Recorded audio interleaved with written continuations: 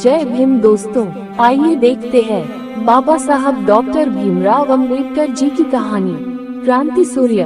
Video क्रमांक 9। आइए इस वीडियो में देखते हैं डॉक्टर अंबेडकर एक असामान्य लोकनायकत्व।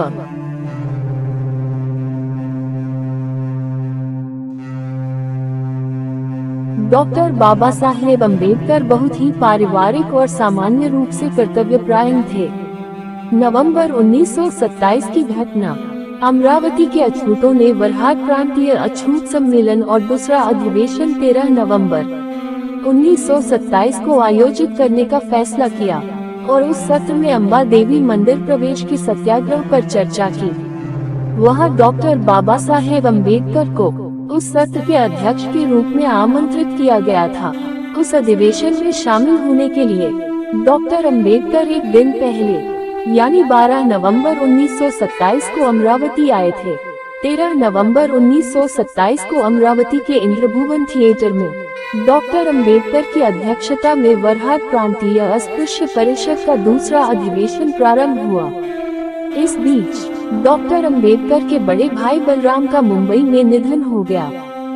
12 नवंबर 1927 को दोपहर 1 बजे बलराम का उनके आवास पर हृदय गति रुकने से निधन हो गया। बाबा साहेब ने तारपड़ा और पास बैठे कार्यकर्ताओं को सौंप दिया, जिसके बाद वे तुरंत परिषद के काम में लग गए। बलराम की मौत की घटना के बाद परिषद पहले 10 मिनट के लिए स्थगित हुई। उसके बाद डॉक्टर अंबेडकर ने परिषद सत्र के कार्य को ठीक से संचालित किया। परिषद के सत्र में 15 फरवरी 1928 से अम्बा देवी मंदिर प्रवेश का सत्याग्रह शुरू करने का निर्णय लिया।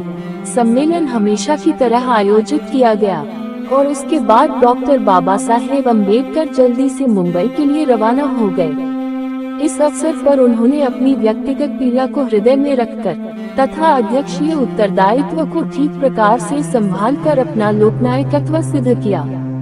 भावराव पाटिल और डॉक्टर अंबेडकर। 27 जुलाई 1928 को डॉक्टर बाबा साहेब अंबेडकर जी का मुकाम सतारा के वकील एडवोकेट A.B. आचरेकर के यहाँ था। वो 28 जुलाई को मुंबई लौटने वाले थे। उस समय उनके सुनने में आया कि कर्मवीर भावराव पाटिल ने सतारा शहर में धनीचा बाग नामक एक छात्रावास खोला है, जहाँ विशेष आवश्यकता वाले बच्चे एक साथ भोजन करते हैं। कर्मवीर भावराव पाटिल का यह महान कार्य उन डॉक्टर बाबा साहब तक पहुंचा था और उन्होंने मन बना लिया कि जो अलग अलग छात्रावास बनवाए हैं उन्हें जाकर देखूंगा। इसके लिए उन्होंने अपना प्रवास एक दिन और बढ़ा दिया। अगले दिन शाम करीब 5 बजे वे हॉस्टल आ गए। कर्मवीर भावराव पाटिल ने छात्रावास को श्री छत्रपति शाहू बोर्डिंग नाम दिया है। ये देखकर डॉक्टर बाबा साहेब अंबेडकर खुश थे। उन्होंने छात्रावास का निरीक्षण कर जाति के आधार पर पूछताछ की।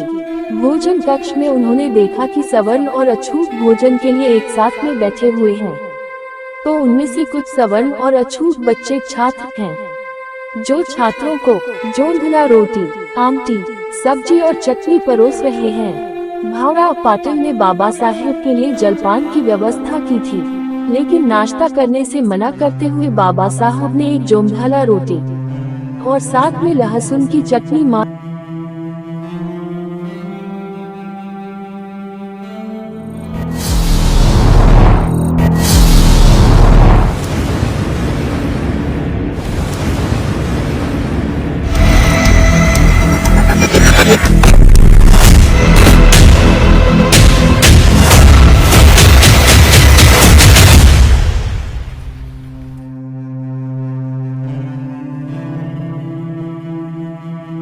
लेकिन नाश्ता करने से मना करते हुए बाबा साहब ने एक जोंधला रोटी और साथ में लहसुन की चटनी मांगी और खुशी खुशी खाई।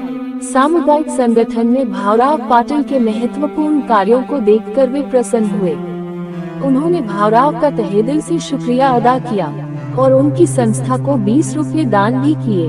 डॉक्टर अंबेडकर के इस बर्ताव ने अछूतों के लिए किए गए इस क्रांतिकारी कार्य की सराहना की और भविष्य में अछूतों के लिए इस कार्य को भी गति दी। अपना जीवन सदा साधा और सोच ऊंची रखनी चाहिए। बाबा साहब ने अपनी कृति से यह सीख दी। बाबा साहब अंबेडकर ने अपने कार्य से इसे साबित कर दिया।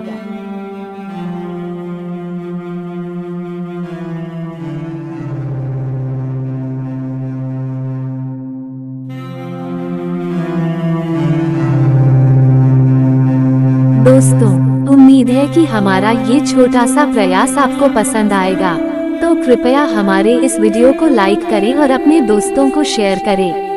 और हाँ, चैनल को सब्सक्राइब करना ना भूलें। धन्यवाद।